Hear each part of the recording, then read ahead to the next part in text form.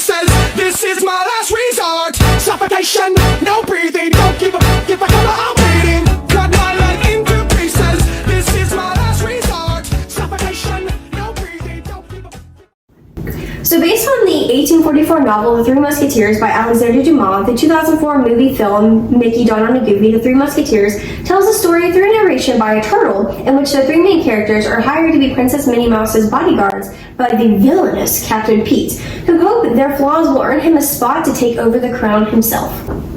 So as you said, with the characters having flaws, it's introduced that they each have their own, which is like basically something for a kid to understand that they could overcome. Exactly. Mickey having his lack of height, Donald having his lack of courage, and Goofy just essentially having the lack of common sense. Like, he's made to be a very stupid character. Right. And what I found very interesting is that while Mickey doesn't overcome his height, like his problems at all, he just uses other characters like to overcome the fact that he's very short. Mm-hmm. Donald just has to find the right motivation Through Troubadour, the turtle. Goofy isn't actually stupid. He's just presented as a person who thinks differently, which thus helps with his like romance with Clarabelle the cow, they're both used as like comedy devices, but overall they do have like flaws that make them more of a interesting character than I think the main one. Right, exactly. Yeah.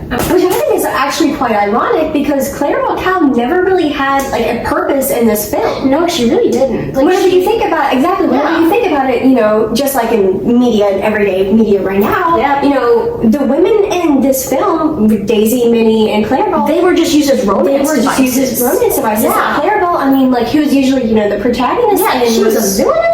She was a villain in the beginning with, you know, her being a hitchwoman to Pete. Yeah, exactly. And then, you know, at the end where she's just like, yeah, Goofy, suddenly too, and it's been a 2 minutes in a habanero song. Exactly, and it's intriguing when you think about it because, you know, like, you have Clarabelle who, you know, she has the opportunity to get out, but instead, you know, she chooses she falls in love, which Minnie and Daisy do too, so they really don't have anything good happen to them except for these men coming into which, of course, which you have, you know, the main, you know, character or the main idea, the relationship between Minnie and Mickey, and then you have the beta couple with, you know, Donald and Daisy, and then Clarabelle Cow.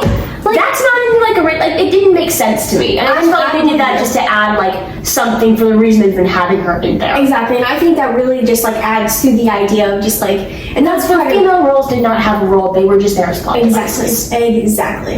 And essentially, Clarabelle, with her being a plot device, she wasn't just a plot device for romance. She was just there as a cheap comedic gag, which is honestly what this film was mostly consisted of, is a bunch of cheap jokes.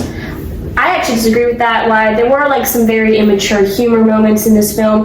There were a lot of references within their jokes that I found very comedic and honestly like a good sequence of time within the movie. For example, like they reference a bunch of like historical moments with the opera, with the constant reference to the opera throughout the movie. I thought that was hilarious. The opera being the Pirates of Penzance, which is a real opera, but the use of like classical music and then putting words, like very funny words, to that song to like describe the situations. I thought that was really funny and well done.